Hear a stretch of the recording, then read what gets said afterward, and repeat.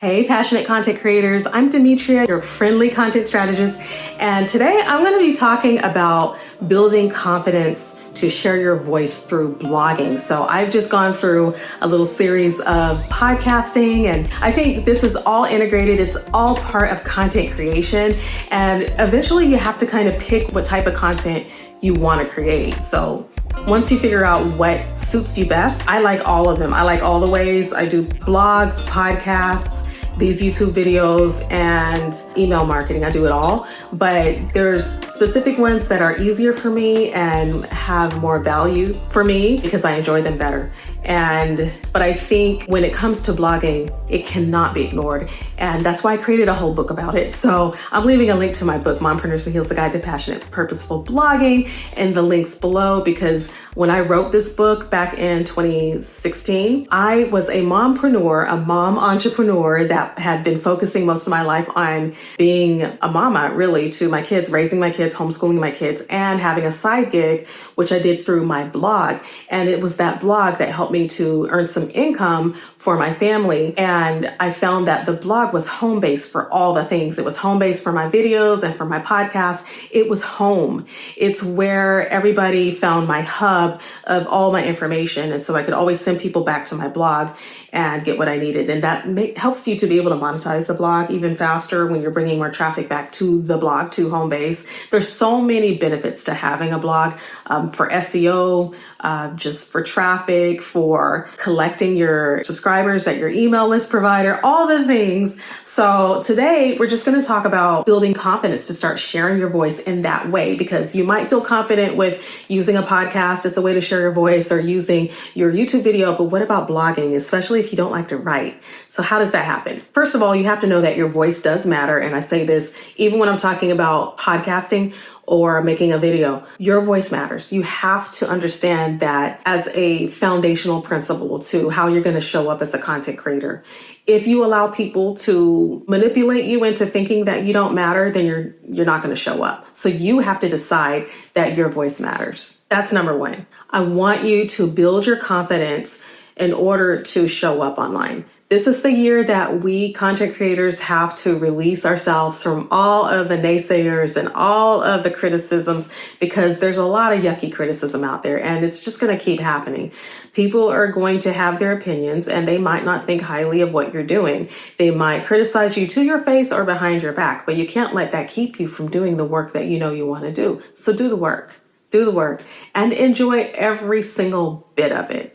Let it be kind of an in-your-face kind of thing. So you do it anyway. You do it afraid, because that's the way to get started and get past your fear. And you do it no matter what, because you're not doing it for people that don't like you. You're doing it for people that need you. Remember your why. Okay, so when it comes to your blogging, you have to remember that, because blogging isn't necessarily a sexy or attractive thing to do. It takes a lot of work. It's behind the scenes. It's not on the camera. It's not on a video. It's writing, for goodness sake. Not many people like to write. And even though I enjoy writing, I don't always enjoy technical writing or writing about SEO or writing about the topics that I love talking about. So maybe I like to talk about entrepreneurship, but don't necessarily want to write about it. So there's some workarounds for that, and we'll talk about that in a moment. So if you do enjoy writing, though, why did you start your blog? If you've already started, that's number one. If you haven't, read the book and figure out how to get started. But if you have started, what was your reason for wanting a blog? And so this is what's going to help you.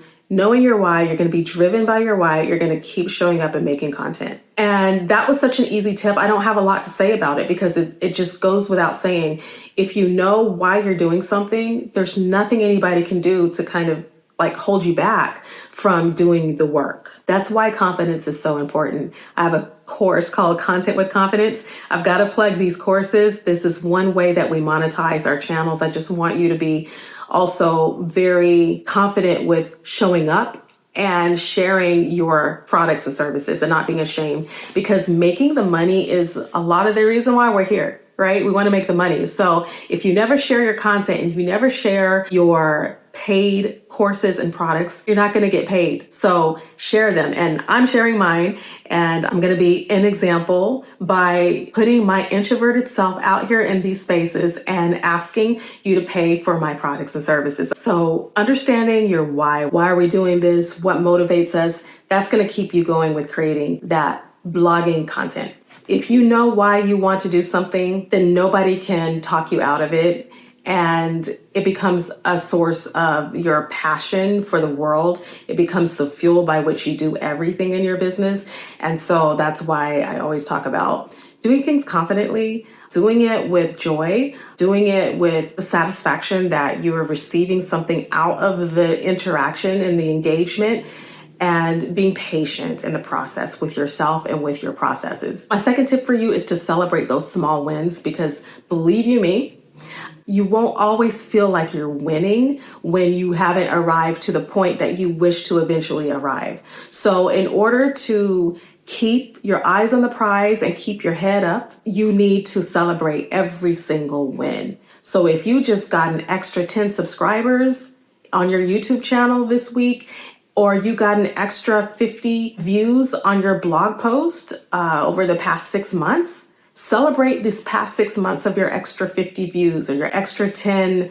YouTube subscribers or views, whatever you're doing. And with your blog, that can be such a long-term game that you might feel ready to throw in the towel with blogging because why should I do this? I don't like writing. What is this about? How long do I have to wait until I actually see some results from having a blog? But this is where you have to reframe the way you look at blogging. This is not going to be something that gives you that immediate rush and not necessarily immediate cash. You have to grow a blog. It takes many years sometimes to grow your blog to a point where you can monetize it, where you can run ads, where you can start to see people interacting on your blog posts and getting the kind of interaction you want. Blogging also has changed a little bit in the past 10 years. So the way blogs were running in 2013, it was a lot easier for me at that time with my niche that I was running, a homeschool blog.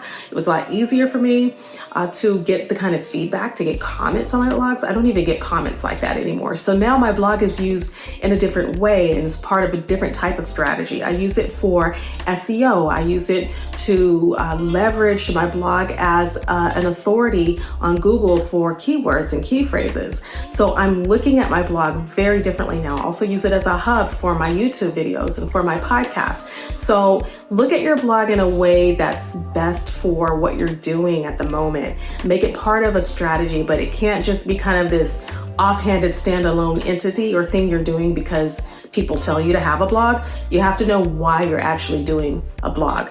And then it will come easier for you to make content for it as you start to strategize the kind of content you want. How you're going to write your blog posts. Are you going to do how-to tutorials? Are you going to do personal stories? Are you going to do listicles? 5 reasons why this, 10 reasons why that. What kind of blog posts are you going to have and why? And how is this increasing your traffic flow and your business essentially? But in order to reframe that, in order to get to that point mentally where you're able to run a blog even though you don't like writing, you have to think about all the wins that you're achieving along the way and celebrate them. So it keeps you motivated.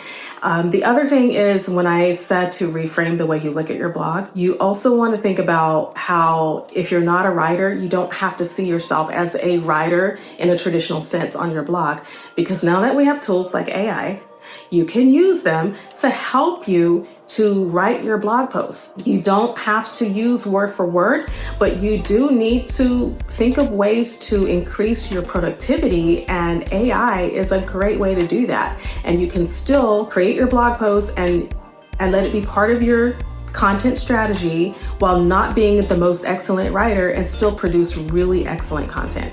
So do it. It will help you. And in closing, I just want to say that you absolutely have something beautiful to offer to the world, and you can do this through all of your content, whether it's your podcast or your YouTube or your email, but definitely don't neglect your blog. Keep showing up because out there, someone does need your story. So for more information, I want you to check out my book, Mompreneurs and Heels, A Guide to Passionate, Purposeful Blogging, linked below in the description. And thank you so much for watching. All of my courses are linked below in the video description and show notes. And I can't wait to hear from you and help you along your content strategy journey. Thanks for watching.